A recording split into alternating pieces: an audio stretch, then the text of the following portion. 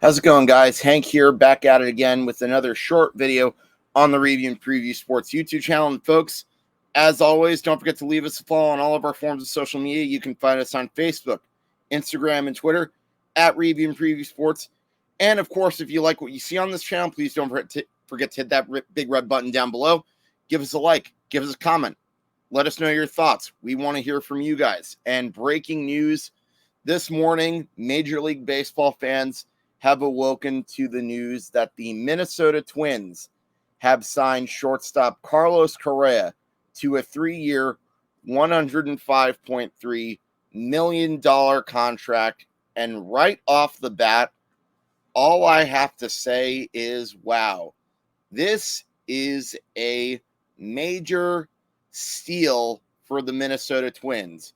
You are getting for only 3 years, you are getting arguably the best shortstop in Major League Baseball, both offensively and defensively. And for that much money, this is absolutely mind-boggling. And, it begs the question, how many other teams didn't want to pay that much?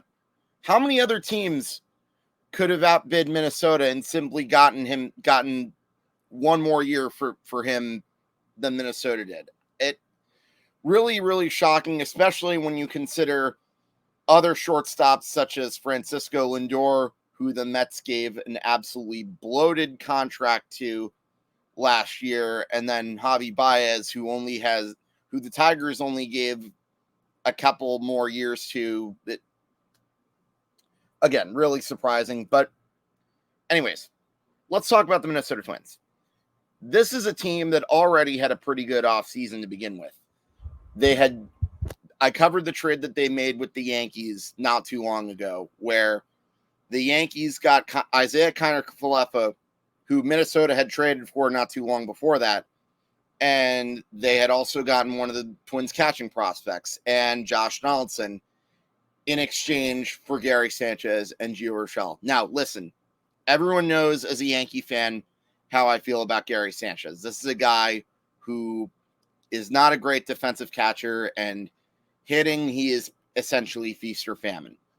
That being said, you did improve at third base with Gio Urshela, who is younger than Josh Donaldson, but at this point is a better fielder, and he can hit a little bit too, so that's a good get for them. A couple days later, they also got another former Yankee in Sonny Gray, who was the Cincinnati Reds pitching ace, and this is a guy who will essentially be the replacement for Jose Barrios, and he will be the ace of a staff that features a lot of young minor leaguers in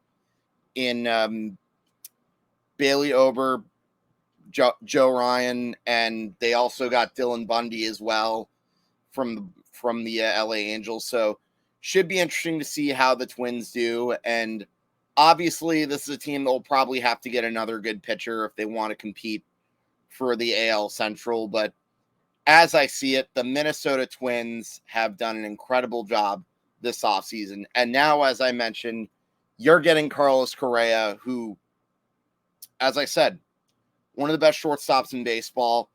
He's a leader as well. And not to mention, he has a certain thing that nobody else in the Twins clubhouse has. That's a World Series championship ring. So that could very well go a long way. And that's one of those signings that could become a game changer for an organization like the Minnesota Twins, who've generally been a small market team. So I can't really think of any big signings the Twins have made like that in their history. So this is definitely very huge. And look, as a Yankee fan, this is tough. This is tough to see because you look at the trade they made for Josh Donaldson.